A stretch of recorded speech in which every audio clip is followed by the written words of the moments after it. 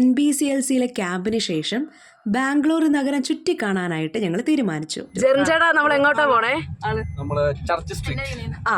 അങ്ങനെ അതിപൗരാണികമായിട്ടുള്ള ചർച്ച് സ്ട്രീറ്റിലേക്കുള്ള ഞങ്ങളുടെ യാത്ര ഇവിടെ തുടങ്ങിക്കഴിഞ്ഞു. കഷ്ടപ്പെട്ട് ജോസ്നേച്ചിയും മറീറ്റേച്ചിയും AC ഓൺ ചെയ്യുന്നുണ്ട്. യാതൊരു ഭാവവ്യത്യാസവും ഇല്ലാതെ ഷാരോൺ അതെല്ലാം വീക്ഷിക്കുന്നുണ്ട്. And yes, here comes the first twist of our journey. ഞങ്ങൾ മനസ്സിൽ കണ്ട സ്ഥലവും ഗൂഗിൾ മാപ്പിൻ്റെ ലിങ്ക് ഷെയർ ചെയ്ത സ്ഥലവും തമ്മിൽ ഒരുപാട് വ്യത്യാസമുണ്ട്.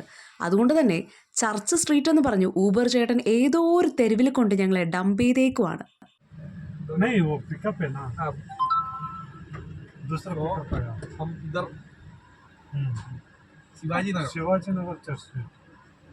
ഗൂഗിൾ മാപ്പ് ലിങ്ക് ഷെയർ ചെയ്ത ജോണിനെ ഞങ്ങൾ എല്ലാവരും മനസ്സിൽ സന്തോഷത്തോടെ ധ്യാനിച്ചിട്ട് കാറിൽ നിന്ന് പുറത്തിറങ്ങി തെരുവ് കാഴ്ചകളൊക്കെ വീക്ഷിച്ചങ്ങനെ നിൽക്കുവാണ്. ആ പൊരി വെയിലത്ത് ഒരു ബന്ധമില്ലാത്ത തമാശകൾ പറഞ്ഞ് ഞങ്ങൾ അങ്ങനെ സമയം വെറുതെ തള്ളി നീക്കുന്നുണ്ടായിരുന്നു. ശിവാജി യഥാർത്ഥ ചർച്ച് സീറ്റിലേക്ക് വല്ല, അതാണ് സജഷൻ. അഖില് നമുക്കിട്ട് അടിച്ചാലോ വളഞ്ഞിട്ട് ഞങ്ങളൊരു പാത്രം പിടിച്ച് നിൽക്കാൻ മതി. 90കളിലെ ഓട്ടവിണ കൊടയുമായി ജോസ്നേച്ചിയുടെ നേതൃത്വത്തിൽ ഞങ്ങൾ എല്ലാവരും ഒരുപോലെ തെരുവിലേക്ക് വായി നോക്കി നിൽക്കുന്നുണ്ടായിരുന്നു. ഒരു പ്രത്യേകനും കിഴങ്ങുമായി ഉന്തുവണ്ടിയിൽ വരുന്ന ആ സാധു മനുഷ്യനെ കൗതുകത്തോടെയാണ് ഞങ്ങൾ നോക്കി നിന്നത്. ഞങ്ങളുടെ ഏറെ നേരത്തെ കാത്തിരിപ്പിന് വിരാമം കുറിച്ചുകൊണ്ട് ഇതാ വീണ്ടും ഒരു ഊബർ ചേട്ടൻ വന്നേക്കുവാണ്. എങ്ങോട്ടാണ് പോകുന്നതെന്ന് വലിയ ഐഡിയ ഒന്നും ഞങ്ങൾക്കില്ല. എന്നാലും ഞങ്ങൾ കണ്ട പാടെ കാറിലേക്ക് എല്ലാവരും ചാടി ഓടി കയറി. ജെറിൻചേട്ടാ ശരിക്കും നമ്മളിനി എങ്ങോട്ടാ പോണേ?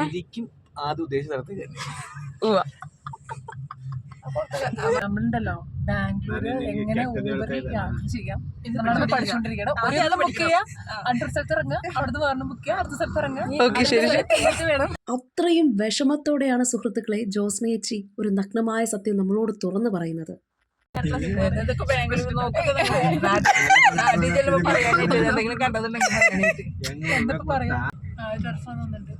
ഇതിനകത്ത് നോക്കിയിട്ട് അതിന്റെ ഏതെങ്കിലും സെന്ററിന്റെ ലൊക്കേഷൻ എഴുതിയാൽ അതിനകത്ത് കാണിക്കുന്ന തൊട്ടടുത്തുള്ള ഏതെങ്കിലും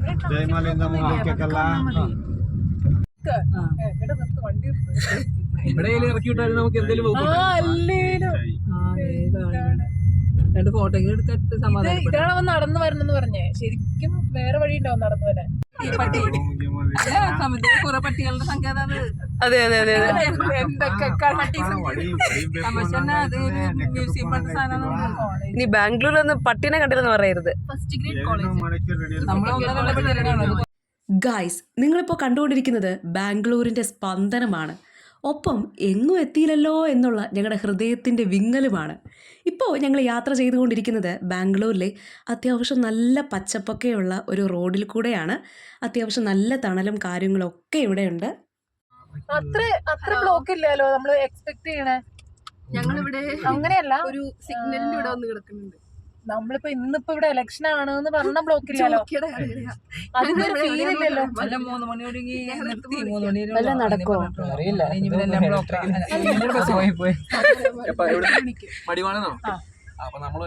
ഒരു ബസ്സാണോ? നമുക്കൊരു റീൽ എടുത്താലോ? അതാണ്. എന്ത് വേണം? ഊബർ യാത്ര അവസാനിപ്പിച്ച് ഞങ്ങൾ അങ്ങനെ ബാംഗ്ലൂരിലെ മറ്റൊരു അതിവിശാലമായിട്ടുള്ള സ്ട്രീറ്റിൽ വന്നിറങ്ങി. ഊബർ ചേട്ടന് ഗൂഗിൾ പേ ഒക്കെ ചെയ്ത് ജെറിൻ ബായുടെ നേതൃത്വത്തിൽ വീണ്ടും ഇതാ കാൽനട യാത്രയ്ക്ക് ഞങ്ങൾ അങ്ങനെ ആരംഭം കുറിച്ചിരിക്കുകയാണ്. അതെ, രാത്രി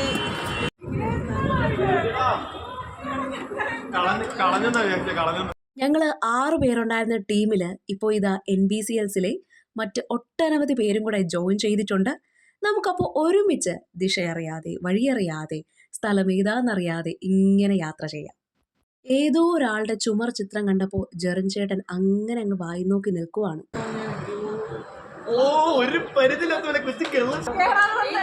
ഞങ്ങളങ്ങനെ തൊട്ടടുത്തുള്ള ഒരു ബുക്ക് സ്റ്റാളിലോട്ട് കയറി. പുറമേ നല്ല പച്ചപ്പും ഹരിതാപവും ആണ് ബുക്ക് സ്റ്റാള്. ഇനി അകത്തെങ്ങനെയാണെന്ന് നമുക്ക് കണ്ടറിയാം. ജെറിൻ ചേട്ടൻ ഏതോ പുസ്തകമെടുത്ത് തിരിച്ചും മറിച്ചും ഒക്കെ നോക്കുന്നുണ്ട്. ഈ ബുക്ക് വാങ്ങുമോ ഇല്ലയോ എന്ന് വീഡിയോയുടെ അവസാനം നമുക്ക് കണ്ടറിയാം. അങ്ങനെ അനുചേട്ടനും ജോസ്നേച്ചിയും ഏതോ ഒരു ഫോട്ടോ റീക്രിയേറ്റ് ചെയ്യാനായിട്ട് ശ്രമിക്കുന്നുണ്ട്. യെസ്, അതിതാണ്. എത്രത്തോളം പെർഫെക്റ്റ് ആയിട്ട് പിക്ക് എടുത്ത് കൊടുക്കാൻ സാധിച്ചു എന്ന് എനിക്ക് ഒരു ഉറപ്പുമില്ല. ഈ ബുക്ക് സ്റ്റാളിലെ ഒരു അന്തേവാസിയെ നിങ്ങൾക്ക് പരിചയപ്പെടുത്തി തരട്ടെ. ദേ, അതിദ്ദേഹമാണ്.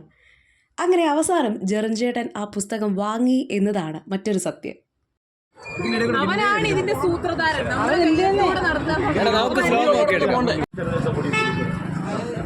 റൂബേച്ചി ചിന്തിക്കുമായിരിക്കും ഏത് നേരത്താണാവോ ഈ പിള്ളേരെ കൂടെ ഇറങ്ങി തിരിച്ചേന്ന്. ഞങ്ങൾക്കങ്ങനെ വീണ്ടും വഴിതെറ്റി. ബാംഗ്ലൂരിലെ അതിപ്രസിദ്ധമായ ചർച്ച് സ്ട്രീറ്റിലൂടെ ഞങ്ങളൊക്കെ അങ്ങനെ തലങ്ങും വിലങ്ങും ഒക്കെ നടക്കുന്നുണ്ട്. ബാംഗ്ലൂരിലെ സെൻറ് മേരീസ് കത്തീഡ്രലിലോട്ടാണ് ഞങ്ങളുടെ യാത്ര. ഞങ്ങളുടെ ടീമിലെ ഓൾറെഡി അവിടെ എത്തിച്ചേർന്ന പലരോടും ഉള്ളിലെ സങ്കടങ്ങളൊക്കെ ഒതുക്കി പിടിച്ചുകൊണ്ട് ഞങ്ങൾ സന്തോഷത്തോടെ അവരോട് കുശലങ്ങളൊക്കെ ചോദിച്ചറിഞ്ഞു. ആക്സിഡൻ്റലി ഞങ്ങൾ കുറച്ച് മലയാളികളെ ആ സ്ഥലത്ത് കണ്ടെത്തി. അവരോട് ഞങ്ങൾക്ക് പോകേണ്ട സ്ഥലത്തെക്കുറിച്ചുള്ള ഐഡിയ പറഞ്ഞു. അവർ വളരെ ബ്രീഫായിട്ട് പോകേണ്ട വഴിയൊക്കെ പറഞ്ഞു തന്നെങ്കിലും ബെസ്റ്റായിട്ടുള്ള ഐഡിയ എന്ന് പറയുന്നത് നിങ്ങൾ ഓട്ടോയിൽ പോകുന്നതോ കാറിൽ പോകുന്നതോ ആണ്. കാരണം ഇവിടെ നിന്ന് അത്യാവശ്യം നടക്കേണ്ട ദൂരം ഈ ബസിലിക്കയിലോട്ടുണ്ട്. നമ്മളിവിടെ ഇപ്പം പെട്ട് നിൽക്കുകയാണ് ചേട്ടാ. നമുക്ക് അങ്ങോട്ടൊന്ന് ക്രോസ് ചെയ്തിട്ടൊന്ന്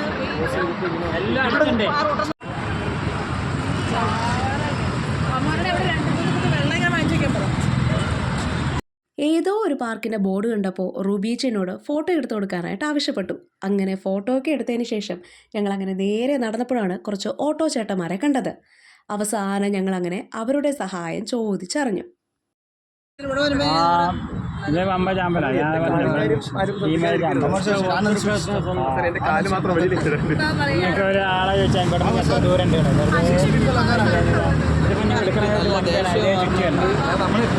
സമയം പോണതാണ് അല്ലേ? ഞാൻ പറഞ്ഞില്ല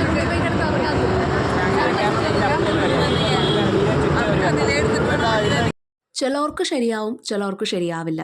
എന്തായാലും ഞങ്ങൾക്ക് ശരിയായിട്ടില്ല.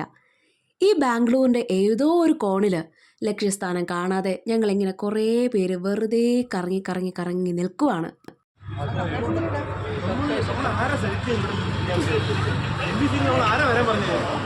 ഒരു സ്ഥലം പ്ലാൻ ചെയ്ത് ഒരു സ്ഥലത്ത് ട്രിപ്പ് പോകുമ്പോൾ അവിടെ നമ്മൾ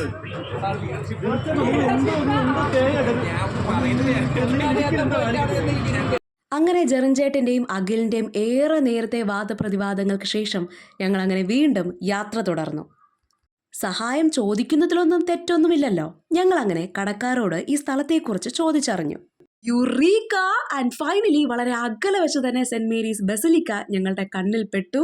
ഞങ്ങൾക്കെല്ലാവർക്കും ഒരൊറ്റ ആഗ്രഹമേ ഉള്ളൂ, എത്രയും പെട്ടെന്ന് ബസിലിക്കയിൽ എത്തിച്ചേരുക, ഞങ്ങൾക്ക് ഗൂഗിൾ മാപ്പിൻ്റെ ലിങ്ക് സെൻഡ് ചെയ്ത് തന്ന ജോണിനെ കണ്ടുപിടിക്കുക, കുറച്ച് കാര്യങ്ങളൊക്കെ സംസാരിക്കുക.